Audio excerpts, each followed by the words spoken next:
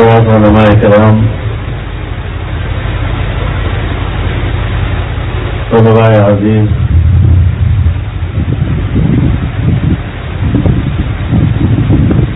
نہایت قابل احترام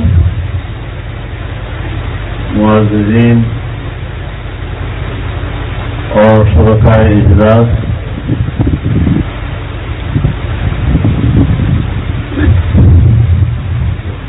ہم اللہ کا شکر ادا کرتے ہیں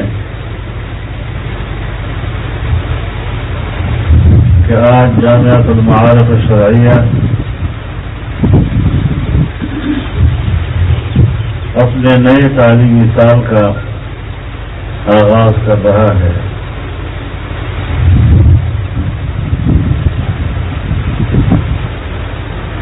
اور میں انتہائی شکر گزار ہوں ان تمام علماء کرام کا، مدارس کے ذمہ داران کا، چاہے وہ لکی مربت سے آئے، چاہے ٹانک سے آئے، چاہے ڈیرہ اسماعیل خان سے اور اس کے مختلف علاقوں سے، اور انہوں نے ہماری اس تقریب کو رونق بخشی، اسے چار چاند لگائے، اور پھر گرمی کی اس موسم میں اور سخت گرمی میں اس اجتماع میں شریک ہونا، یقیناً یہ ان کا ہمارے اوپر احسان بھی ہے اور ہماری عزت افزائی بھی ہے، ہماری عزت افزائی بھی ہے۔ ہم ان کی یہاں پر قدم رنجائی کے لیے اللہ سے دعا کر سکتے ہیں کہ آپ کی تشریف آوری کو اللہ قبول فرمائے، اور اس مجلس میں جتنے حضرات شریک ہوئے ہیں اللہ ان کی شرکت کو قبول فرمائے اور اسے نجات کا ذریعہ بنائے۔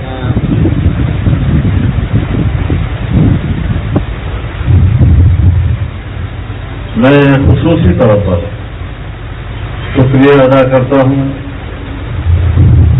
وفاق المدارس العربیہ کے ناظم اعلیٰ حضرت مولانا قاری محمد حنیف جالندری صاحب کا، اور حضرت شیخ زکریا صاحب رحمہ اللہ کے سلسلے کے وارث اور ہمارے بھائی حضرت مولانا عبدالحفیظ مکی صاحب رحمہ اللہ کے صاحبزادے مولانا عمر عبدالحفیظ مکی صاحب مکہ مکرمہ سے تشریف لائے ہیں اور آج وہ ہماری اس تقریب کے رونق ہیں۔ میں ان کا بھی شکریہ ادا کرتا ہوں کہ انہوں نے ہمارے یہاں پر جہاں ہماری اس تقریب کا آغاز کیا، سلسلہ تعلیم کا آغاز کیا، وہاں انہوں نے ہمیں بہت بڑی عزت بخشی۔ اللہ رب العزت دنیا اور آخرت دونوں میں ان کو بہت بہت بہت بہت عزت عطا فرمائے۔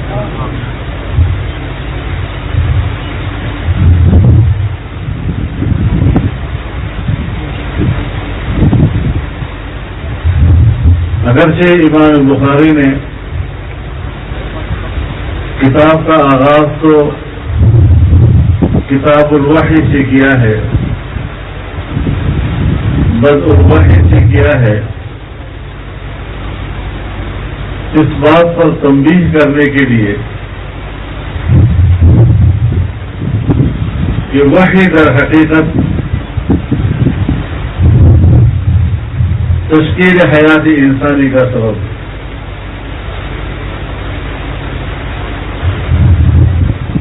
اور وحی کے بغیر رہنمائی نامکمل ہے۔ عقل بہت بڑا رہنما ہے،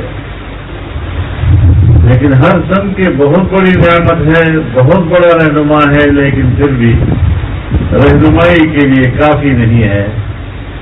وہ متاثر ہوتا ہے، مغلوب ہوتا ہے بہت سے عوامل کی وجہ سے، جبکہ وحی کسی قسم کی خطا و انحراف کا اس میں امکان موجود نہیں رہتا۔ تو اللہ نے ایسی رہنمائی فرما دی کہ جس رہنمائی کے بعد کسی اور رہنمائی کی کوئی ضرورت نہیں.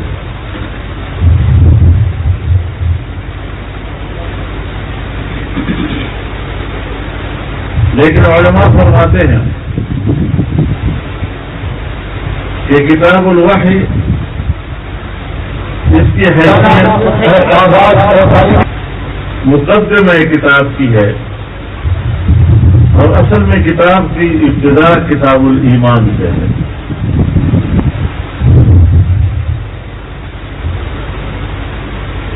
ابتدا بھی کتاب الایمان سے کی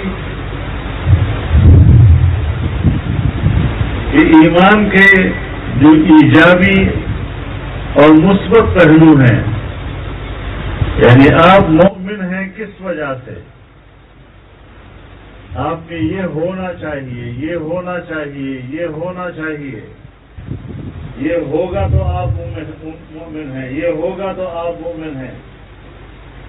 اور جب اس کا اختتام کرتے ہیں تو پھر کتاب التوحید پر اختتام کرتے ہیں. وہاں بھی بیان ایمان کا ہوتا ہے لیکن سلبی پہلو ہوتا ہے. آپ میں یہ نہیں ہونا چاہیے تب آپ مسلمان مومن ہیں، آپ میں یہ نہیں ہونا چاہیے تب آپ مومن ہیں. تو ابتدا بھی ایمان سے اور انتہا بھی ایمان پر، ابتدا بھی توحید سے اور آخر بھی توحید سے، یہ ترتیب امام بخاری نے قائم کی ہے. لیکن کتاب الوحی عنوان کے لحاظ سے تو کچھ اور لگتا ہے، لیکن حدیث باب کے اعتبار سے بالکل مختلف ہے. اور ابتدائی حدیث جو ہے جسے حدیث باب کہتے ہیں، یہ حدیث ہے انما الاعمال بالنیات، اعمال کا دار و مدار نیت پر. اور یہ ایک عمل ہے کہ آپ گھر سے باہر نکلے ہیں، سفر کیا ہے، مدرسے تک پہنچے ہیں، اور مدرسے میں آ کر استاد کے سامنے بیٹھے ہیں اور کتاب کھولی ہے اور تعلیم حاصل کر رہے ہیں. تو حصول تعلیم بھی ایک عمل ہے. اور امام صاحب متنبہ کرنا چاہتے ہیں کہ اگر آپ اپنے علم کو اللہ کے حضور میں قبول کرنا چاہتے ہیں اور اسے قبول دیکھنا چاہتے ہیں تو پھر اپنی نیت کو ٹٹولو کہ کیا وہ اللہ کی رضا کی ہے. تو اخلاص نیت کی طرف متوجہ کرنا، یہاں سے امام بخاری نے اپنے کتاب کا آغاز کیا. تو خود بھی کتاب لکھی تو بڑے خلوص نیت کے ساتھ بڑی محنت کی، اور آپ کو بھی کہتے ہیں کہ میں نے تو لکھی ہے، آپ نے پڑھنی ہے، تو آپ بھی بڑے خلوص نیت کے ساتھ اس کو پڑھتے رہیں. کوئی اور چیز اس میں شامل نہ ہو جائے. اگر یہ شامل ہو گیا کہ میں نے پیسے کمانے ہیں، میں نے دنیا کمانی ہے، تو پھر تو شاید آپ کی اپنی رضا کی چیزیں اس میں آ گئی. اللہ کی رضا کہاں گئی؟ بنیادی چیز اللہ کی رضا ہے، اور اس کو قبول ہو جائے تو باقی مقاصد خود بخود بیچ پہ آ جاتے ہیں. بہرحال حضرت مولانا محمد حنیف صاحب نے تفصیل کے ساتھ گفتگو کی ہے، اور یہ مدارس جو محنت کر رہے ہیں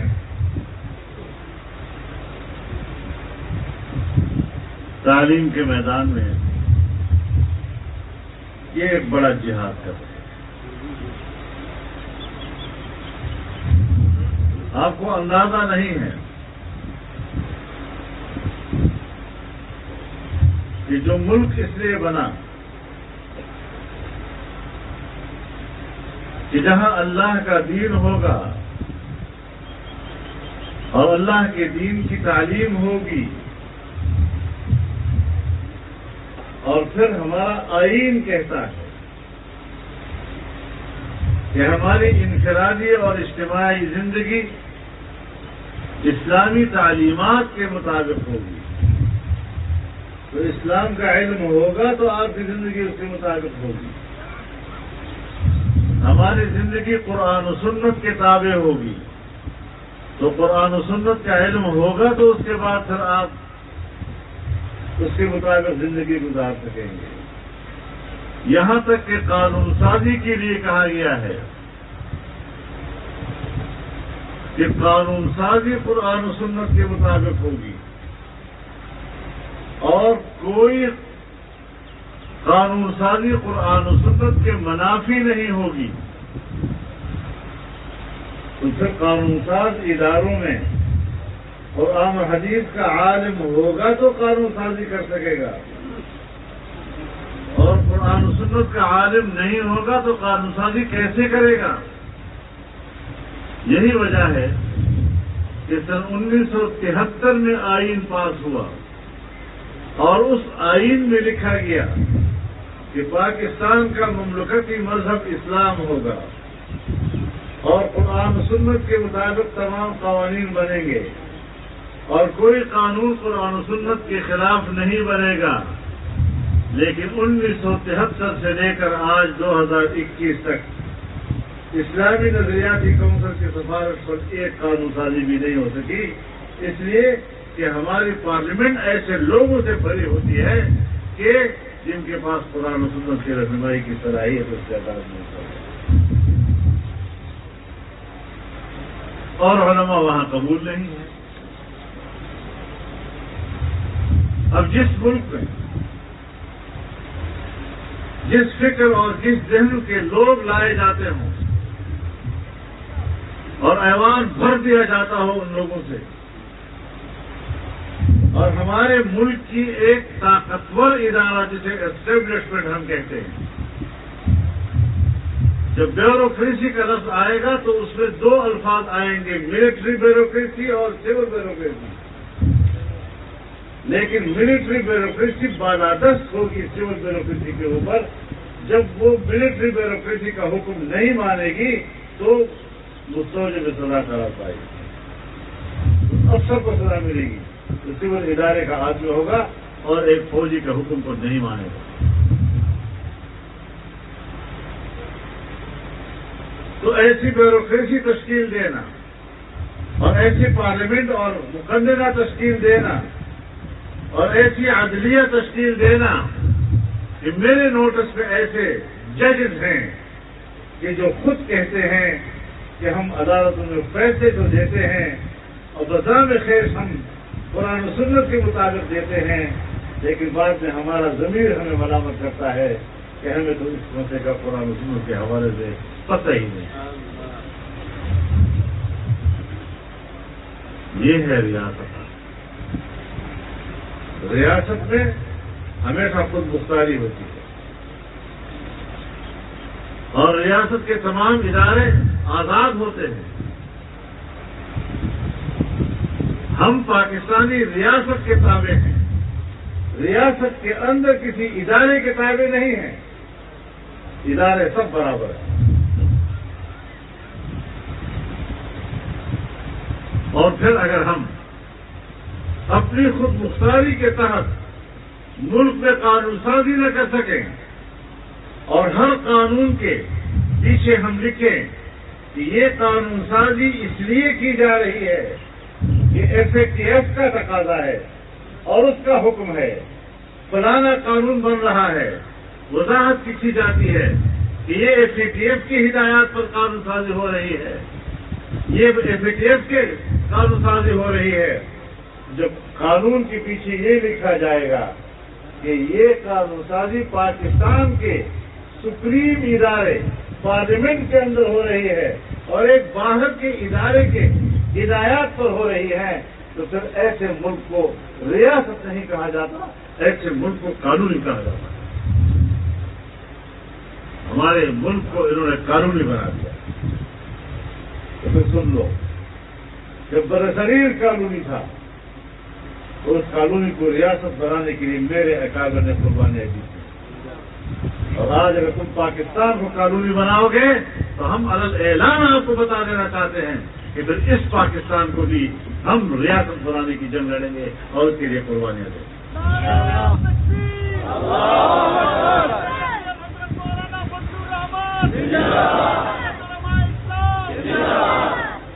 گاندھیوں کے ذریعے حکومتیں بناؤ گے اور پھر ہم سے توقع رکھو گے کہ ہم مانیں گے اس کو؟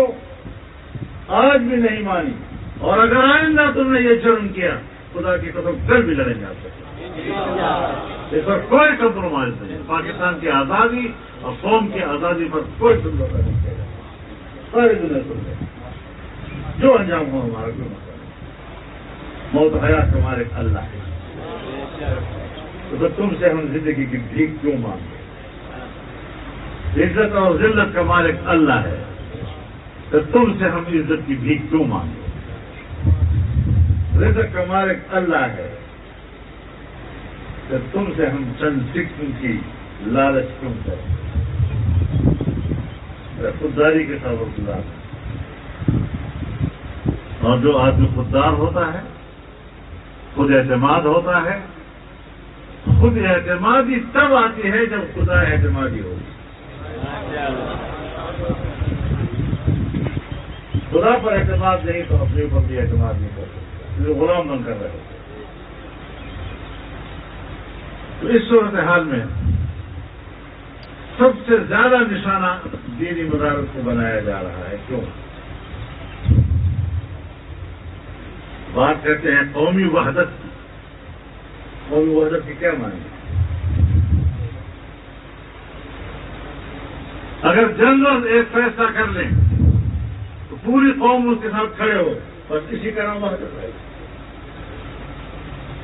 اس کے علاوہ آپ قوم کو بہتر بہتر کر دیں، لڑاؤ آپس میں، انگریز کی پالیسی کو تصور سمجھو، لوگوں کو لڑاؤ گے تو ان پر حکومت کرنی آسان ہوگی۔ تم نے جمعیت کو بھی توڑا ہے، ہمیں پتا ہے، ہمیں پتا ہے تم نے توڑا ہے، لیکن سست ہو گیا ہے۔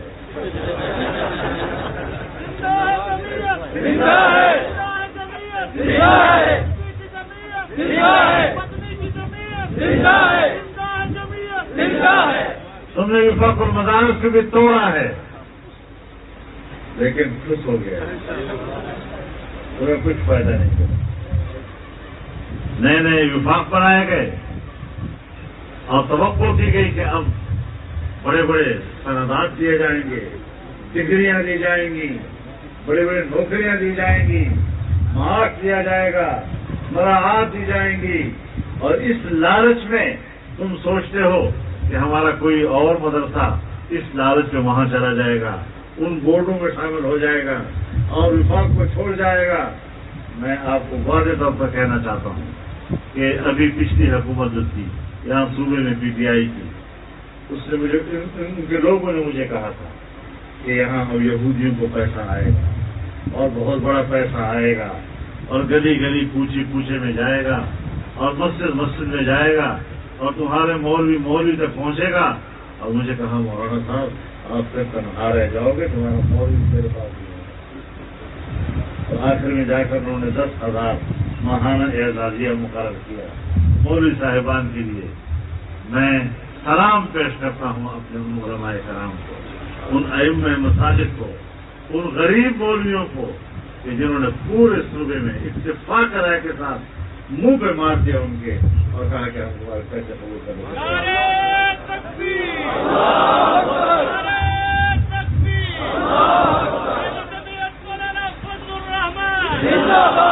اور آج بھی کہنا چاہتا ہوں، جتنے نئے وفاق بنے ہیں سن لیں، وفاق المدارس کا ایک مدرسہ بھی آپ کے بورڈ میں شامل نہیں ہوگا۔ ڈٹ جاؤ انشاءاللہ، کوئی مسئلہ نہیں۔ مقابلہ ہے تو پھر مقابلہ ہے، مقابلہ غیرت کے ساتھ کیا جاتا ہے، یہ غیرتی کے ساتھ کبھی دنیا میں کوئی مقابلہ نہیں کرتا۔ اور میرے اکابر و اسلاف کی سیاست اور ان کی تاریخ غیرت کی تاریخ ہے۔ خدا کے لیے اگر کوئی مولوی اور کوئی مدرسہ وہ بے غیرت ہے تو کم از کم میرے اکابر دیوبند کا نام نہ لیا جائے۔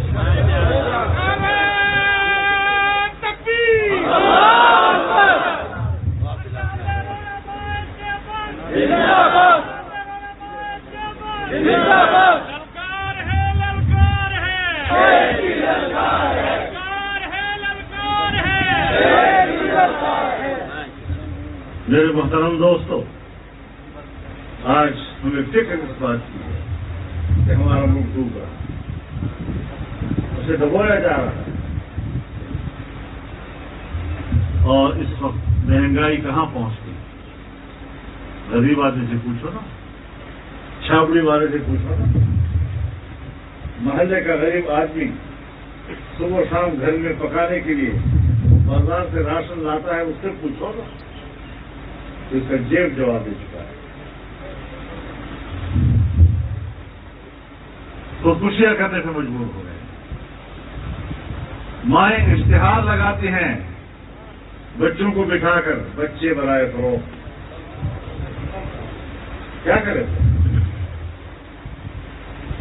ماں باپ نے اپنے ہاتھ سے بچوں کو اٹھا کر نہر میں پھینک دیا کہ ہمارے بس میں نہیں کہ ہم کو کھلا پلا سکے، اور ان کی دور پر بھیجے کی برداشت نہیں۔ اس پاکستان میں جا، اور پھر بھی اگر کسی کو ناز ہے کہ ہم نے کمال کر دیا ہے، ہم نے پی ٹی آئی کی حکومت دھاندلی کے ذریعے لائی ہے، زبردست ہو گیا ہے، تف ہو تمہاری عقل پر،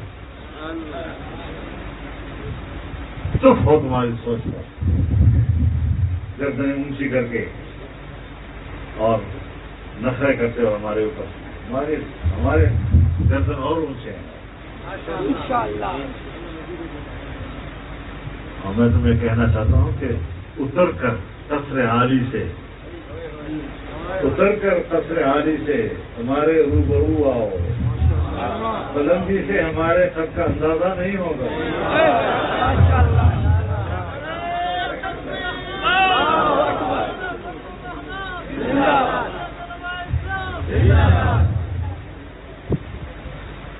اس ملک میں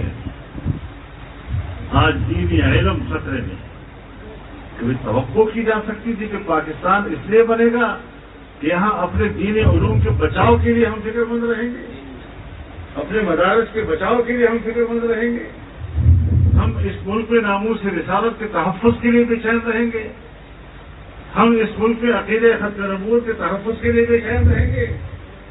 یہ ریاست اس لیے بنی تھی کہ قوم اس حوالے سے مضطرب رہے گی اور پریشان رہے گی۔ عیاشیاں کرنے والے تو اپنے محلوں میں سمجھتے ہیں کیا کہہ دیا، لیکن ایسا نہیں ہوتا۔ اور انشاءاللہ العزیز اس کا مقابلہ کیا جائے، پارلیمنٹ میں بھی کریں گے اور باہر بھی کریں گے۔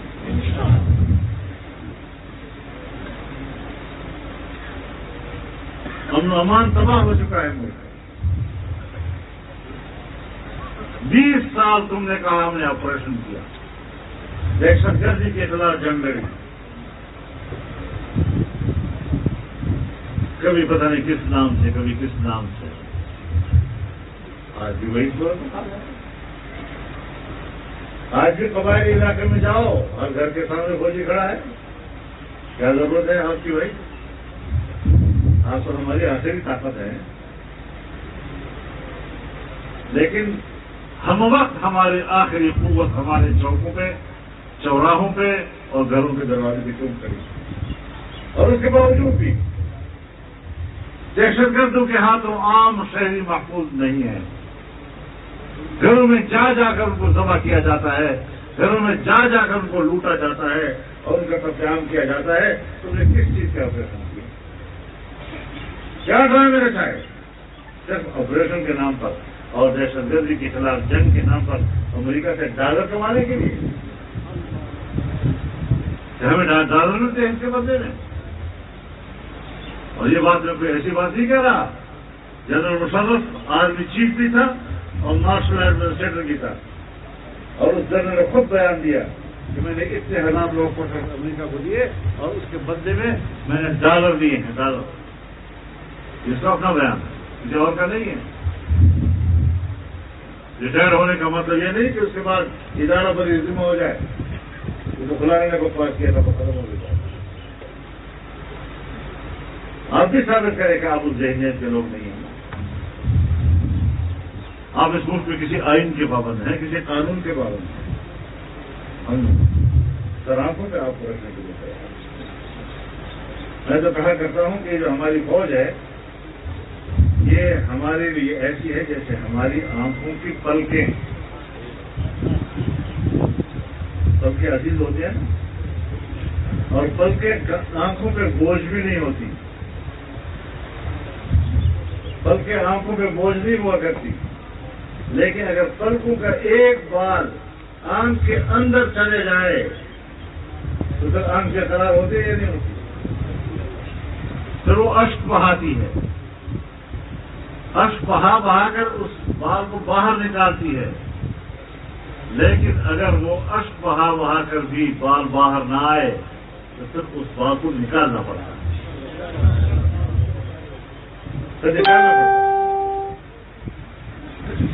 ہم تو آپ کو آنکھوں کے پلکیں سمجھیں اور آپ پلکوں کا بال بن کر آنکھوں کے اندر جائیں، یہ کیسے ہو سکتا ہے؟ آپ کا کام یا بیرکوں میں رہنا ہے یا سرحدات پہ رہنا ہے. بس اپنے ملک کے اندر گلی گلی کوچے کوچے چوک چوک پہ کھڑے ہونا آپ کی تنقید ہو رہی ہے. ایک فوج تو ہے جس کو ہم چاہتے ہیں کہ وہ تنقید سے بالاتا ہو.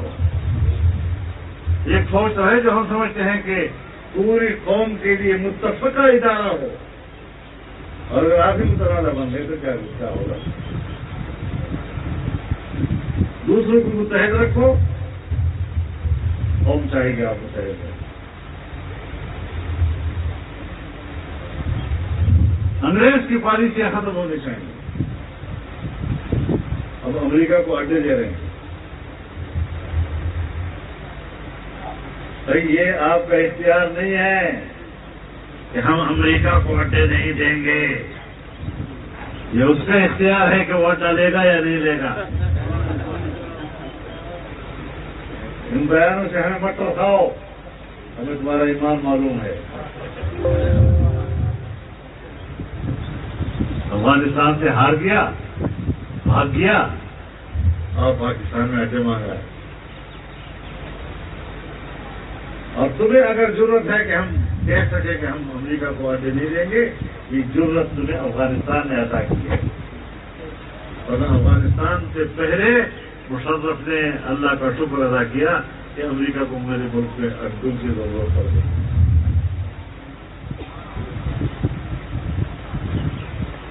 ہمارا اسلامی ملک اور اس کی سرزمین اپنے مسلمان بھائی پر بمباری کے لیے اڈے دے رہا ہے. وہ قرآن کی روح بھی رہ جائے گا، شریعت کی تعلیمات کے خلاف. مسلمان ہونے کا تقاضا ہی نہیں ہے یہ بات جو انہوں نے یہاں پر کی. تو ہمیں ایک صاف ستھرے پاکستان کی ضرورت ہے، ایک منجے ہوئے پاکستان، ایک سنجیدہ پاکستان، ایک ضابطے اور قانون کے تابع پاکستان کی، ایک اصول کے تابع پاکستان کی. یہ نہیں کہ طاقتور کے جی میں جو چاہے وہی چاہے، بلکہ ملک کے ضابطہ اور آئین وہ جس طرح چاہے گا.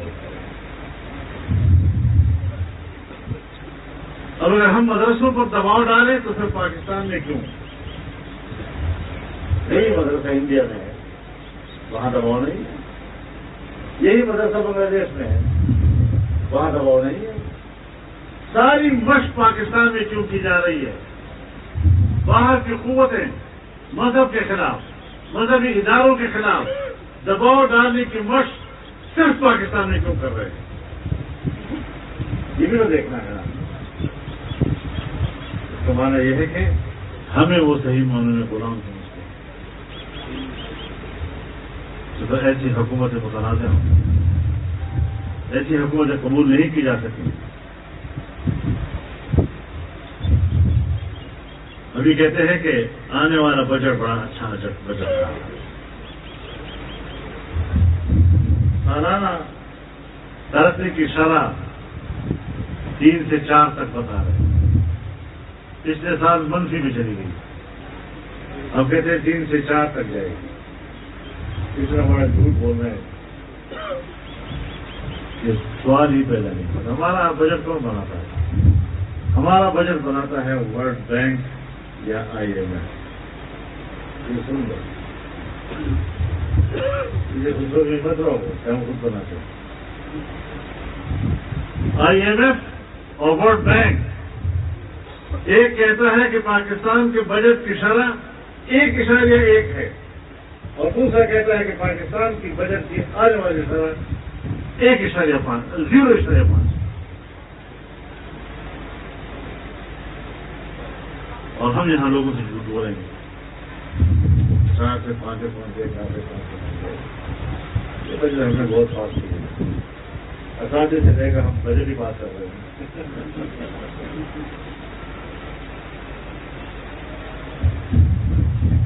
ہمارے سامنے آپ ایسی بات نہ کیا کریں۔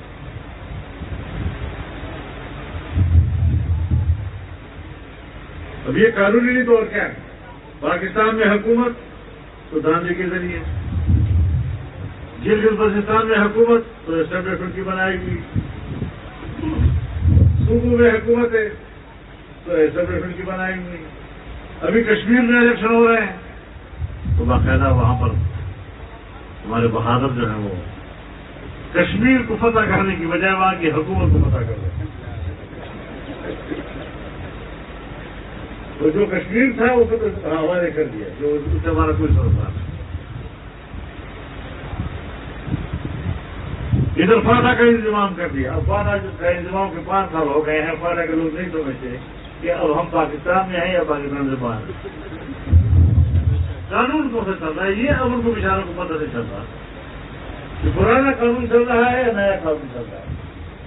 پھر آج کل کبھی کسی قانون کو تبدیل کرتے ہیں، کبھی کسی قانون کو تبدیل کرتے ہیں۔ نظام ہے کہ نہیں چل رہا؟ یہ نظام ہے کہ ایک عام پولیس کے سپاہی کو ایس پی کے رینک لگا دیے گئے، ایس پی کے رینک ایک سپاہی کو لگا دیے گئے اور وہ کمبا سے کمبا کو پکڑ لے۔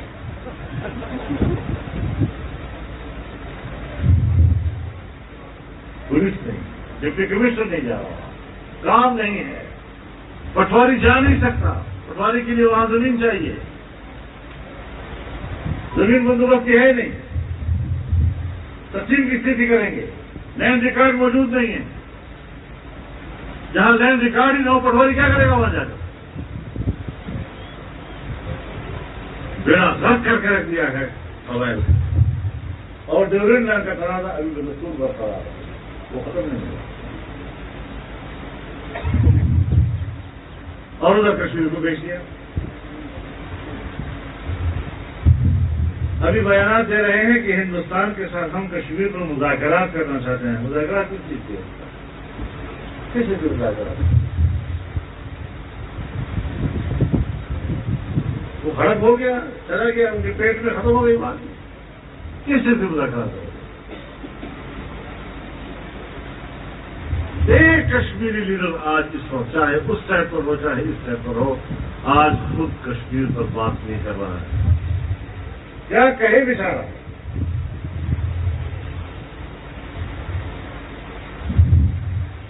ہم نے کشمیری کو بھیڑیے کے منہ میں دے دیا اور پھر بھی کشمیر کی بات کرتے ہیں۔ نام لے جیسے قائد اعظم کا کہ اس نے کشمیر کو شہرک کہا ہے، اور کہتے ہیں کہ کہیں کسی کتاب میں ہمیں مل نہیں رہا حوالہ کہ اس نے کب کہا، حوالہ نہیں مل رہا ابھی یہ کب کہا۔ ابھی اقتصادی شاہراہ انہوں نے یہاں سے چائنا سے پیسے لیے، 70 ارب روپے لیے، بجلی کی پیداوار بڑھائی، اور ایک دم سے اتنا وہ سارے منصوبے رہے۔ ایک دوست تھا ہمارا چین، جس کو ہم کہتے تھے کہ چین اور پاکستان کی دوستی ہمالیہ سے بلند، بحر الکاہل سے گہری ہے، شہد سے میٹھی ہے۔ وہ دوستی جب اقتصادی دوستی میں تبدیل ہوئی تو آپ نے اس دوست کے اعتماد کی بے تباہ ہو برباد کر دیا۔ ہم کہاں رہ رہے ہیں؟ کن کے ہاتھوں میں ہم کھلونا بن رہے ہیں؟ کیوں بن رہے ہیں؟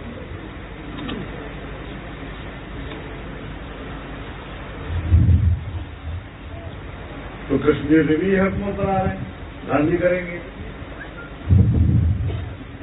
گلگت میں بھی یہی دھاندلیاں کی گئی، پاکستان میں بھی دھاندلی کی گئی، صوبوں میں بھی دھاندلیاں کی گئی۔ راکھی اسکول کو عوام کے حوالے کرو. یہاں ووٹ کا حق عوام کا ہے.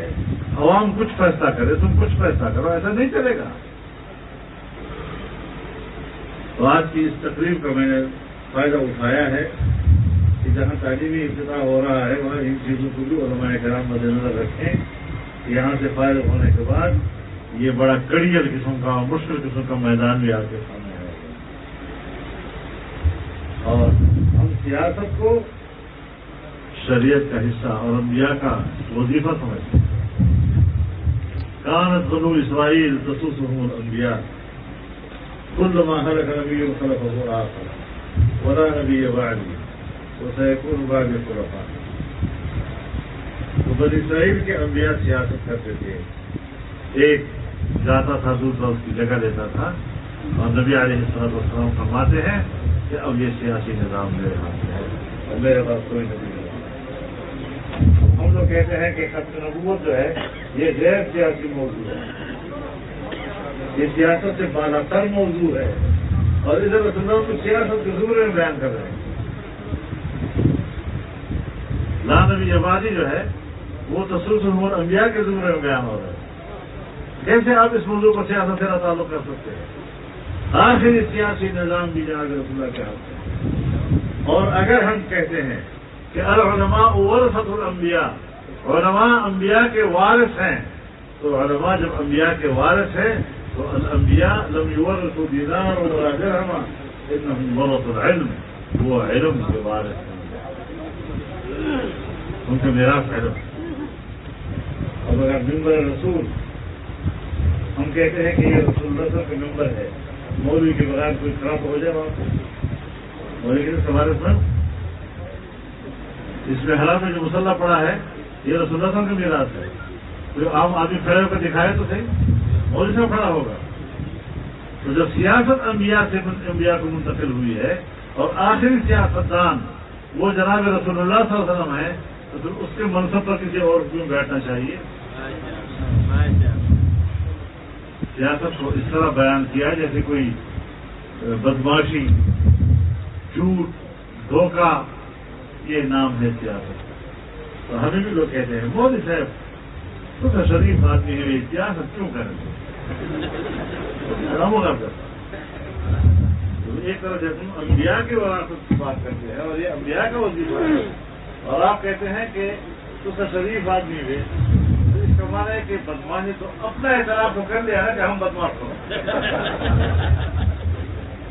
تو یہ خان خوانین پہلے اعتراف کرتے ہیں کہ ہم بدماش ہو گئے, اور مولوی صاحب شریف لوگ ہیں کو یہ سیاست نہیں کر سکتے, اور ہم کہتے ہیں کہ نہیں یہ انبیاء کی وراثت ہے, اور اس پر سب سے پہلے علماء کرام کا ہے. انشاءاللہ العزیز ہم نے اس دین کا حق ادا کرنا ہے, اور اس کو صحیح طور پر جب ہم سمجھیں گے تو ہم اس کی نمائندگی کے ہوگا. علم ہوگا تو کچھ کیسے ہوگا, علم ہی نہیں ہے تو یہی حال ہوگا جو ہماری اسمبلیوں کا ہے. جب علم نہیں ہے اسلامی قانون سازی نہیں ہے. جب یہ علم جائے گا تو تب جا کر وہاں قانون سازی. اللہ تعالیٰ ہمارا حامی و ناصر ہو. میں ایک بار پھر آپ تمام حضرات کا شکریہ ادا کرتا ہوں, اور عصر کی نماز کا وقت کم ہوتا جا رہا ہے, اب جائے اور عصر کی نماز پڑھیں اور